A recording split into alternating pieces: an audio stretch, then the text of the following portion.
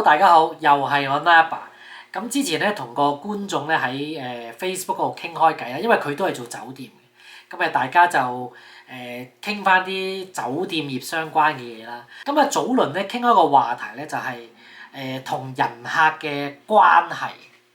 咁其實咧呢一個 topic 咧都幾好同大家分享下，因為你可能覺得喂，做酒店同客人嘅關係梗係要好先得啦，即係你好嘅有好多嘢係比較容易話為係嘅，呢樣嘢係真嘅，即係你同嗰個客人如果關係好啲咧，有啲嘢未必滿足到佢咧，都可能可以以大家嘅關係咧，即係去彌補翻嘅。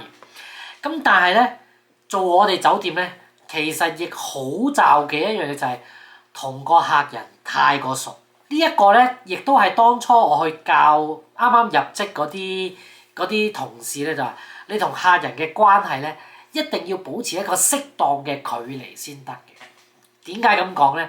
咁今日咧就分享兩單 case 俾大家聽下啦。咁第一單同大家分享嘅咧就係我當初最初入職嗰陣時，仲係做緊 bell attendant 嗰陣時咧，咁嗰陣時咧。我哋嗰間酒店 long staying 即係住1個月嘅房咧，大概係好似16,000左右港幣1個月。咁嗰陣時咧就有一對男女，好後生嘅。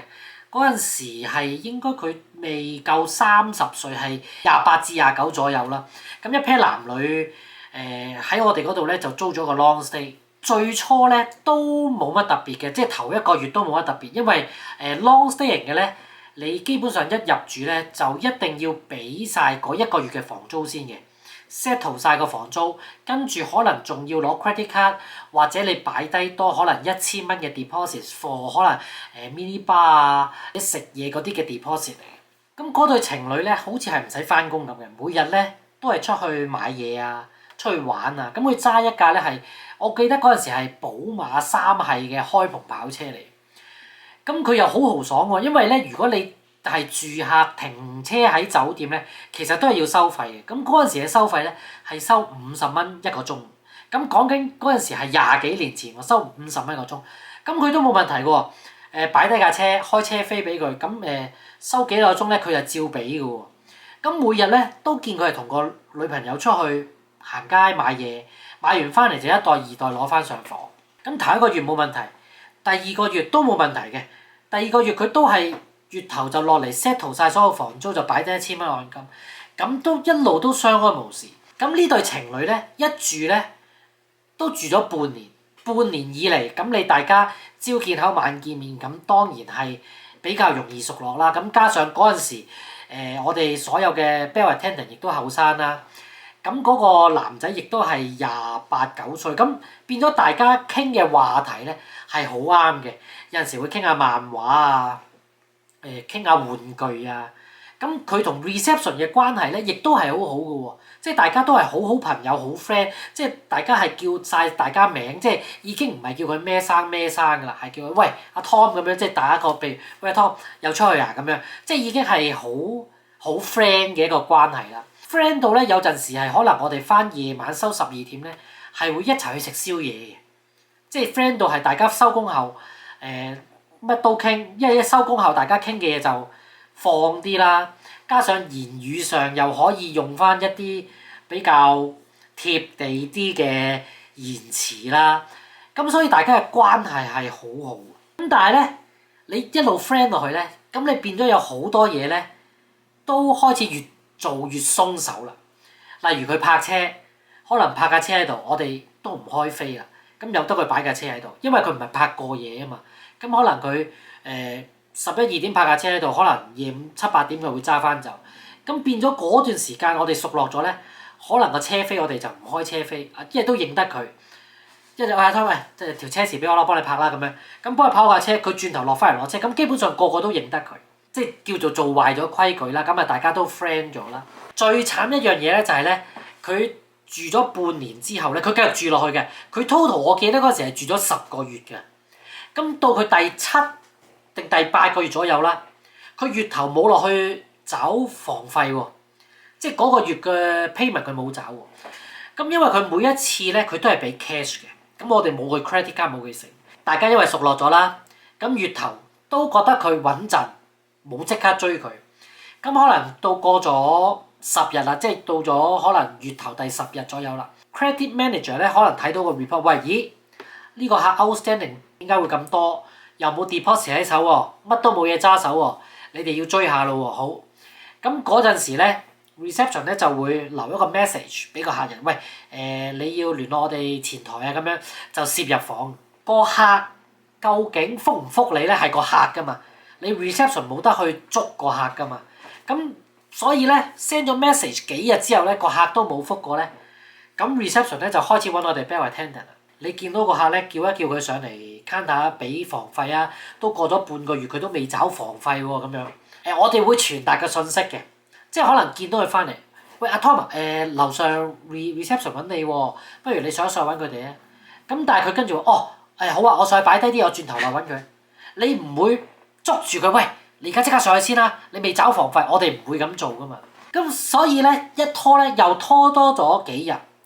咁 reception 覺得喂唔對路喎，佢就同我哋樓下 bell counter 嗰度講啦，喂你見到阿 Tom 嗰陣時咧，即刻打上嚟啦咁樣，我哋落去揾佢。咁好啦，見到佢翻上嚟，打電話，喂佢翻嚟啦咁樣。咁 reception 啲人即刻落嚟，阿陳生你今個月房費未找喎，不如方唔方便而家上嚟找埋先啊？佢話我未有 cash 啊。我等陣出去撳，我今晚翻嚟找啊咁樣。咁你冇得 say no 㗎，你唔通綁住佢？喂，你即刻要找啊！我跟你出去撳錢，唔會㗎嘛。因為佢已經住咗半年，佢半年以嚟嘅記錄都良好嘅。咁又信咗佢，咁但係咧嗰一晚咧佢係真係有翻嚟找。咁到咗第9個月啦，第9個月咧佢又係咁冇找，如是者一路又係咁追，又係追到差唔多月尾，我出去撳，佢但係都係冇翻嚟撳。好啦，一路住過咗第9個月啦，嗰個月嘅房租已經冇收啦，即係個 outstanding balance 已經有萬幾蚊啦。咁到咗第10個月咧，又冧落去，冧到2萬幾蚊啦。咁front office manager 就話唔得啦，要追佢啦。front office manager 同呢個客係冇任何交情噶嘛，即係佢哋可能見到就係 say hi，知有呢個客住咗好耐，但係唔會好似我哋咁 friend。咁好啦，佢企落嚟等，即係佢企喺度等啊。咁佢見到陳生你好啊，即係揸晒爬咁樣。喂，陳生你好啊，我係呢度大堂經理啊咁樣。你上個月個房費都未找喎，或者方唔方便而家找埋佢啊咁樣。即係佢用啲好客套嘅説話。咁佢都話OK，我而家手拎住啲嘢，我上去擺低啲嘢，我而家即刻出去撳機俾你啊咁樣。你都冇得踏住佢嘅。咁但係佢就同我哋講咗，喂，嗱佢而家出去撳錢，有乜嘢嘅翻嚟即刻揾我哋啦咁樣。咁好啦，咁但係今次咧佢就一去不返啦。咁所以嗰次咧就 front desk 啊bell counter 啊都俾人責棍鬧咗好耐，即係點解會有啲咁嘅事發生？我印象中咧嗰次咧酒店都係冇報警嘅，淨係報咗旅遊業協會就 blacklist 咗呢個客嘅啫。咁所以嗰一次之後咧我就覺得知道同客人咧係應該保持一個適當嘅距離。咁第2個故事咧就係我做咗 department head 之後咧發生嘅一個故事。咁話說咧嗰陣時又係有一個客人，佢喺酒店咧都住咗我諗冇2年都年半㗎啦，未必係連續住嘅。佢可能今次嚟住1-2個月，跟住可能走2-3個禮拜，跟住又翻嚟酒店又住幾個月。但係佢住嘅次數咧同埋佢住嘅日子咧係住到好長，基本上酒店每一個部門嘅人都一定識佢嘅。咁呢個客人咧，亦都係周不時都同佢傾偈嘅。佢自稱係一個生意人啦。咁佢冇揸我哋酒店任何錢嘅，佢亦係好 OK 嘅。每次叫佢俾錢，佢攞張 credit card 一碌咧，就找晒所有房費㗎啦。咁亦都佢未必會係每個月嘅月頭落嚟找啦。咁但係咧，你見到佢咧，你一叫佢找咧，佢就會攞張卡出嚟找晒。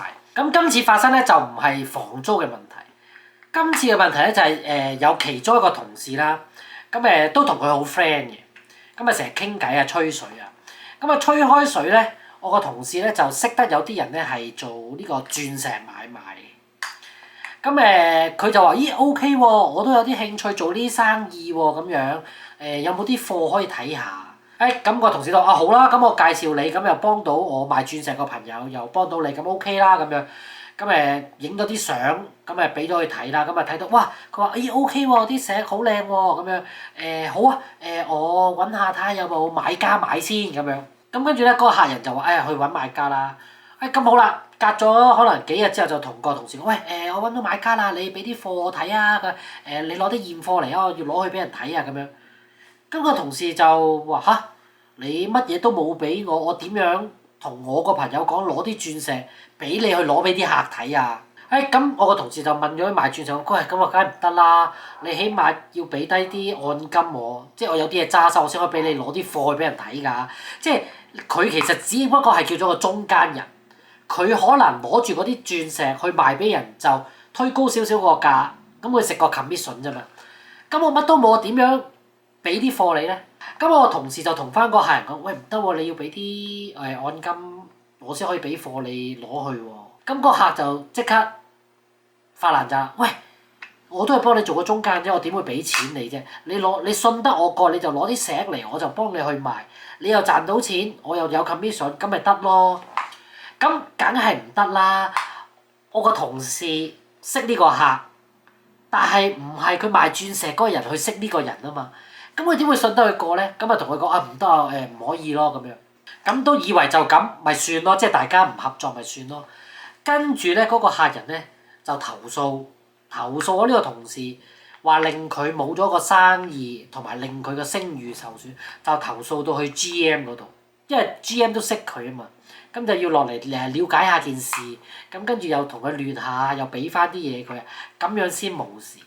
咁但係咧個 GM 咧都冇係鬧我哋嘅，即係佢都係同我哋講有陣時呢啲嘢咧就盡量唔好牽涉咁多啦，即係始終佢都係客人，無謂同佢有錢銀上或者生意上嘅來往，蝕底嘅都係自己嘅啫。咁聽完係咪覺得就係喂，酒店一定唔可以同客人做到朋友咧？唔係嘅，其實我自己都有一啲係以前係客人，真係做咗朋友，即係有出嚟食飯啊，有交換 contact 有聯絡嘅，係真係有嘅。咁但係咧就冇任何話錢銀上嘅瓜葛啊，純粹真係即係大家識咗啊，覺得都啱傾喎，咁啊大家有聯絡開，咁先可以做到朋友。咁有啲係外國嘅，咁有啲外國嗰啲咧翻嚟，即係嗰陣時翻嚟香港咧，亦都係有翻嚟揾我，就出去食嘢啊，出去行街啊，唔可以話客同一個酒店從業員唔可以喺酒店度建立一個友誼嘅關係。但我覺得就真係你要識得慎重去選擇，究竟嗰個客人係咪可以真係做到朋友？即係如果你覺得佢唔係可以做到朋友，就盡量都唔好同佢話太過熟啊，因為始終同客人太熟，做嘢係有方便嘅，但係當有嘢要揾佢嗰陣時咧，你亦係比較難開口。即係如果你當初入酒店，呢個係一個幾難拿捏嘅一個界線嚟。究竟應唔應該同佢跨過呢條界線去做朋友咧？呢個就真係要靠自己去覺得呢一個人可唔可以做到朋友。呢條片就到呢度啦。咁下次再諗起有啲乜嘢酒店值得分享俾大家聽嘅嘢咧，就再同大家講啦。下條片再見啦，拜拜。